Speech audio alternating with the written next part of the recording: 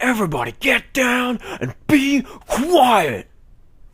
Pedroses is reviewing again. That's right, I'm back, people. I missed a week due to technical difficulties. That's good for just screwed up. Yeah, pretty much. Anyway, sorry about that. Back on track now, so let's get on with this week's review, Payday 2. Alright. Now, Payday 2 is a first-person shooter based around heists. Whether it's robbing a jewelry store or breaking into the CIA, Payday 2 has got you sorted. One of the best parts about Payday is the fact that there is no one way to do a single heist. You can do it stealthily, you can do it kind of stealthily, or you can just run in the front door and start shooting things up. There's unlimited different ways where you can pull off the same heist. Alright, let's head into the safe house, so I'll show you what goes on in there. The safe house is where you can go to practice anything. Your shooting, your locksmithing, anything. The first thing I'm going to show you is drilling. So drilling is a very important part of Payday 2, and it is used to open safes, doors, or lockers. There are two major problems with drilling though. One, it takes quite a while, and two, it's quite noisy and will alert people to your location. Also, every now and then the drills will malfunction and you'll have to go and reset them, so you can't just leave a drill while you go and do something else.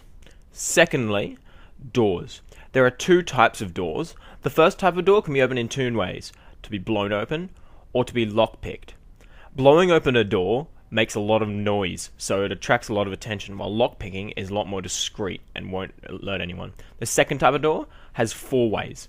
It can be drilled open, it can be blown open, it can be sawn open, or if you go around and find the key card, it can be opened with that. Obviously, the most useful one would be the key card, which just opens the door. Finally, throughout Payday 2, you will find camera feeds. Camera feeds give a good indication about what's going on. You can find guards, find out how many people are in a building, and also, if you look through a camera feed, people from the outside will be able to see the little squares that appear on people as seen on the screen now. Alright, let's show you some heists. Now, at first glance, there seems to be a whole lot of heists that you can do. However, with no real storyline backing up Payday 2, doing the same heists over and over can get very repetitive. So, at the beginning of a heist, you decide whether you're going to go in stealthily or noisily. Either one you choose, there's gonna be some hectic stuff going on, because even if you try to do it stealthily, there's always the chance, as you can see, that you'll get caught, alerting everyone and forcing you to have to go in guns blazing. So, obviously, stealthily is the harder option most of the time. But if you blow your cover, it's not the end of the world, and you'll just have to wait for the cops. Unfortunately, sometimes when you have nothing to do, the cops, they can take a bit long, and I'm not even gonna ask what he's doing. Anyway, one of the major problems with this game is the AI. It is probably one of the worst AI that I've seen in a first-person shooter in a very long time. When you're versing the AI, it is not uncommon for them just to stand in one place, staring at you, not doing anything. Where, if you have the AI on your team as fellow heistmen instead of people that you're playing with, well, let's just say it's probably not the best idea to do that, as you're pretty much going to end up doing it solo. Now, Payday 2 works especially well when you have friends to play with. On your own, it gets very repetitive. With the AI, as I've said, it's not so good. It's pretty much on your own. But with friends, that's when the real Payday 2 really shines out and comes through. It's a lot of fun breaking into a bank, the CIA, the jewelry store, anything with your mates. It will always make what you do, what you get, better. Also, playing with friends can help you a lot experience-wise. I came into this game quite late, so when I played with my friends, they were a lot higher level than me. This increased my leveling 30-fold, 100-fold. It was crazy. I leveled 10 levels in a single heist because I was playing at a higher level than what I should have been because I was playing with my friends. This brings me to the leveling, which is actually not the best, as you have, during the early levels, it's quite hard to get into it, as you have to continuously repeat heists of the same level, and it gets very repetitive. Anyway, at the end of heists, you will get this pick a card. What you pick will determine what you get from the heist. Unfortunately, this is another point where Payday falls down.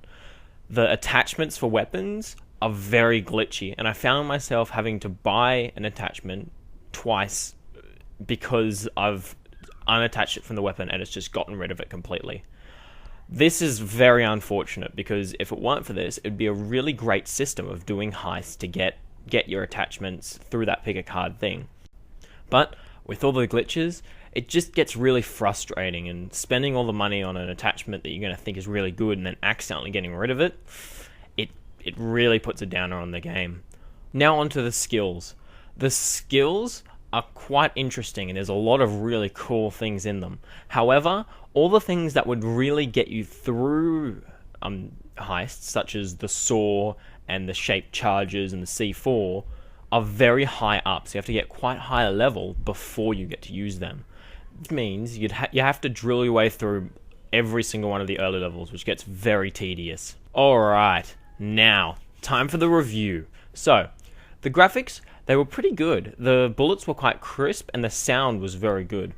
There is no storyline to Payday 2, and I think that brings it down quite a lot, because you're just doing heists for the sake of doing heists, and it gets a bit tedious. The AI and all the glitches with the weapon attachments also brings it down quite a lot. So, in the end, I'm going to give it a 5 out of 10. However, even though it's a low score, I would like to say that with friends, it boosts it up to at least 6 or 6.5, but I have to say it's a 5 out of 10 when you're playing just it in general.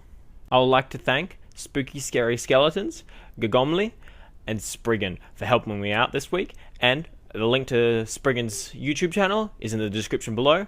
Thank you very much. Subscribe if you want to see some more, like if you like the video, and I'll see you next week.